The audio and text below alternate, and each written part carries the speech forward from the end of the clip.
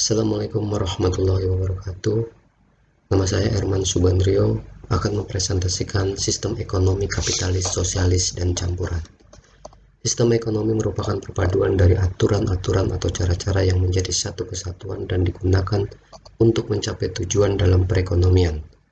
Hal ini mencakup seluruh proses dan kegiatan masyarakat dalam usaha memenuhi kebutuhan hidup atau mencapai kemakmuran.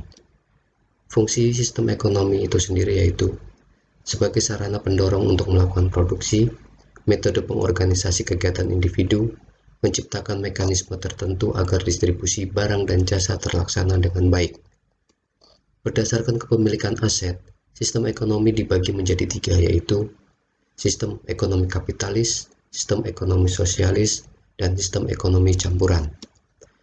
Sistem ekonomi kapitalis merupakan sistem perekonomian yang menekankan peran kapital atau modal, yaitu kekayaan dalam segala jenisnya, termasuk barang-barang yang digunakan dalam produksi barang lainnya.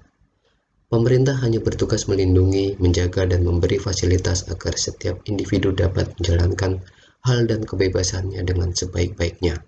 Jadi, fungsi pemerintah hanya sebagai pelengkap. Prinsip dasar sistem ekonomi kapitalis yaitu kebebasan milik harta secara perorangan atau hak milik pribadi, kebebasan berusaha dalam memilih, ketimpangan ekonomi, persaingan, harga ditentukan mekanisme pasar, terbatasnya peranan pemerintah. Ciri-ciri sistem kapitalis yaitu 1. Setiap orang bebas memiliki alat-alat produksi. 2. Tidak ada campur tangan langsung pemerintah dalam kegiatan ekonomi. 3. Timbulnya persaingan dalam masyarakat karena adanya kebebasan berusaha dan bersaing antar setiap individu. 4. Kondisi pasar selalu menjadi pertimbangan utama. 5. Barang atau produk yang dihasilkan bermutu tinggi. 6. Kegiatan produksi bertujuan untuk mendapatkan keuntungan sebesar-besarnya. Sistem kapitalis memiliki kebaikan, yaitu kebebasan menentukan perekonomian sendiri, kebebasan memiliki alat produksi sendiri, ekonomi lebih cepat maju karena adanya persaingan, produksi didasarkan kebutuhan masyarakat. Namun, dari sisi kebaikan, sistem kapitalis juga memiliki keburukan, diantaranya yaitu menimbulkan penindasan terhadap manusia lain, pengusaha yang bermodal kecil akan semakin tersisih, menimbulkan monopoli sehingga merugikan masyarakat, dapat menciptakan kesenjangan antara masyarakat kaya dan masyarakat miskin, rentan terhadap krisis ekonomi. Sistem ekonomi sosialis merupakan suatu sistem yang memberikan kebebasan yang cukup besar kepada setiap orang untuk melaksanakan kegiatan ekonomi, tetapi campur tangan pemerintah sangatlah penting. Pemerintah mengatur berbagai hal dalam ekonomi untuk menjamin kesejahteraan masyarakat. Prinsip dasar sistem ekonomi sosialis yaitu otoritas suatu negara untuk menguasai semua aset masyarakat, di mana regulasi seputar ekonomi serta kepemilikan harta dilakukan oleh pemerintah. Kesetaraan ekonomi, di mana masyarakat tidak bekerja untuk kepentingan pribadi, melainkan mereka hanyalah pegawai pemerintah yang gajinya berasal dari keringat mereka sendiri. Kemudian disiplin politik.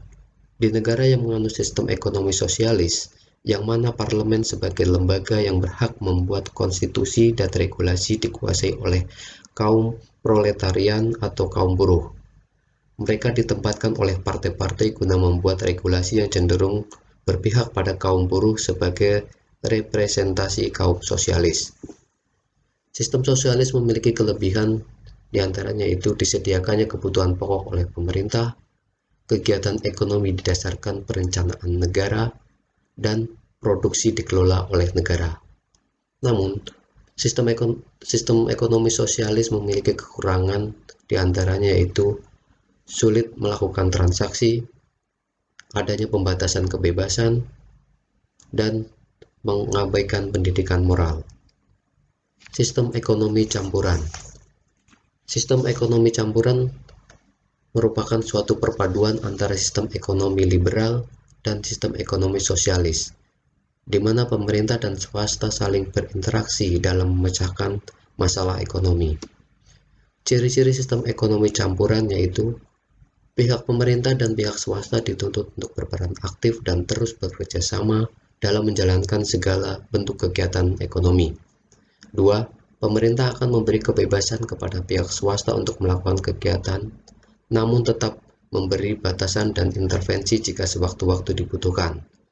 Persaingan di pasar tetap terjadi, namun dalam batasan yang wajar dan bersih, karena di dalamnya pemerintah ikut mengawasi dan melakukan intervensi. Yang ketiga, pemerintah akan melakukan perencanaan, peraturan, dan kebijakan yang erat kaitannya dengan sistem perekonomian. Yang keempat, pemerintah berhak mengelola dan mengatur seluruh sumber daya penting yang menyangkut kepentingan hidup orang banyak.